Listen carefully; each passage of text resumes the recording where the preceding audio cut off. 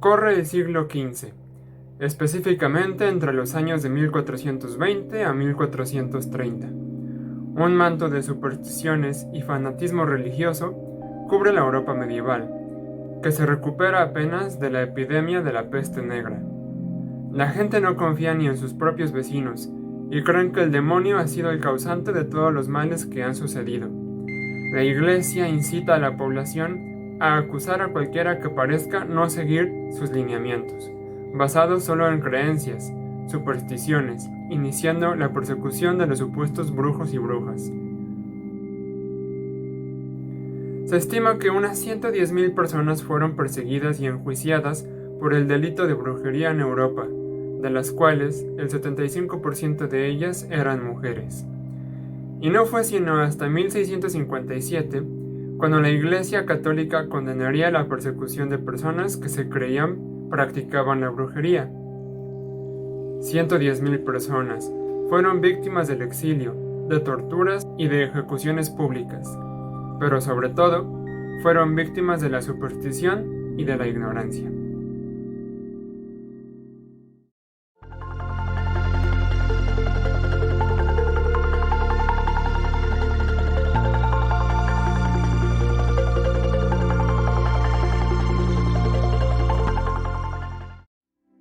Conozcamos a Thomas Eddy.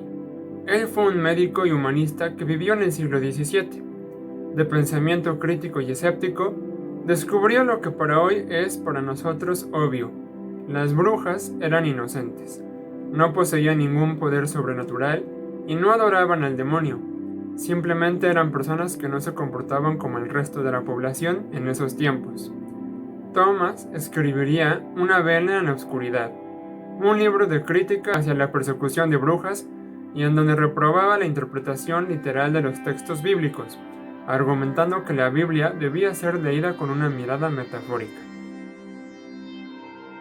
Thomas es un gran ejemplo de cómo pensar como un científico nos puede ayudar a dejar atrás hábitos y comportamientos retrógradas, e incluso inhumanos.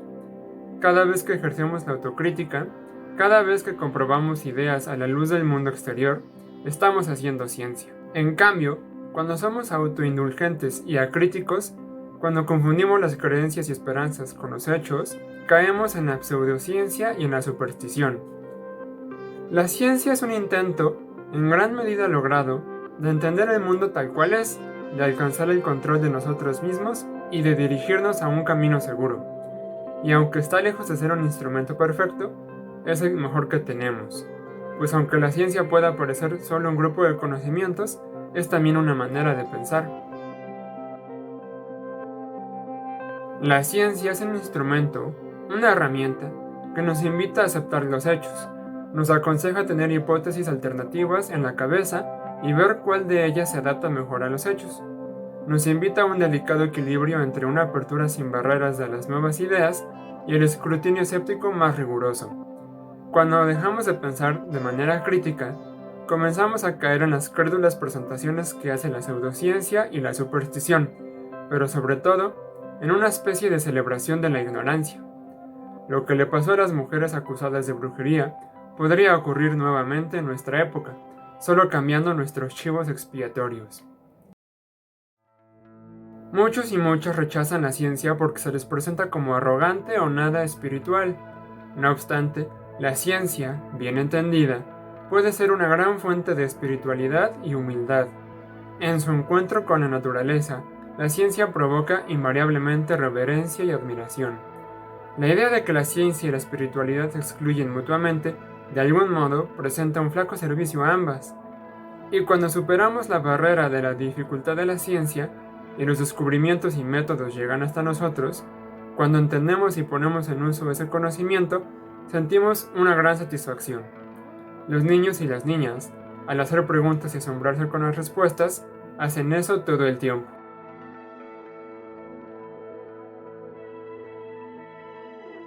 Recordemos la historia de Isaac Newton y Albert Einstein.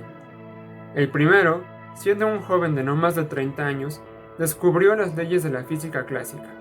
Comprendió que los cuerpos se atraen a través de lo que ahora llamamos gravedad, y es gracias a sus descubrimientos que podemos predecir, por ejemplo, eclipses con milenios de anticipación. ¿Se imaginan la satisfacción de Isaac Newton cuando se le fueron reveladas todas estas maravillas de la naturaleza? Pero, no satisfecho con ello, Albert Einstein quería entender por qué la gravedad se comporta de la manera en que lo hace, y tras mucho esfuerzo y una maravillosa imaginación, descubrió que la gravedad no es nada más que la deformación del espacio ante la presencia de masa y energía. Sin las ecuaciones de Newton y Einstein, no podríamos lanzar cohetes al espacio, no podríamos tener servicios de ubicación GPS. Vaya, ni siquiera podríamos tener servicios de determinación de la hora exacta en cualquier parte del mundo. De la anterior historia surgen dos aprendizajes. El primero es que la ciencia tiene un mecanismo integrado de corrección y superación. Los científicos siempre están en la búsqueda de errores en las hipótesis y teorías de otros, sin importar la disciplina. Y este mecanismo permite que la ciencia se refine y se acerque cada vez más a la realidad tal y como es, sin creencias o supersticiones de por medio.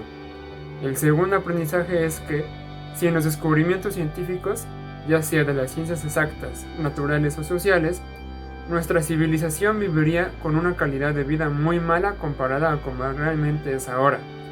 O ustedes díganme, ¿quisieran regresar a la época de la cacería de brujas? No explicar la ciencia a la población es algo perverso.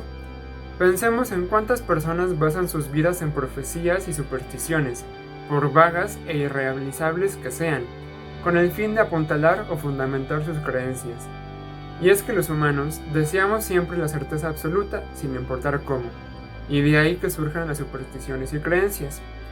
Pero la historia de la ciencia nos enseña que lo máximo a lo que realmente podemos aspirar es, a través de una mejora continua de nuestra comprensión y aprendiendo de nuestros errores, a tener un enfoque cada vez más cercano, pero no 100% certero, del universo.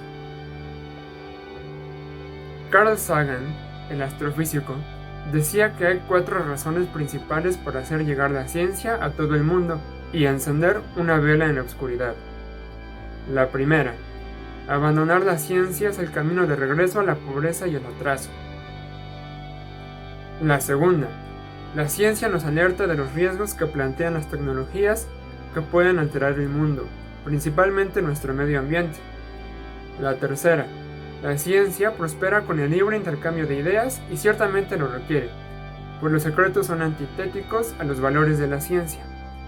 La cuarta y última, pero no menos importante, es que si somos fieles a sus valores, pensar como un científico nos puede ayudar a descubrir cuándo nos están engañando. ¿Se imaginan qué tipo de sociedad podríamos crear si, en vez de enseñar consumismo, superstición y credulidad, enseñáramos ciencia y un soplo de esperanza?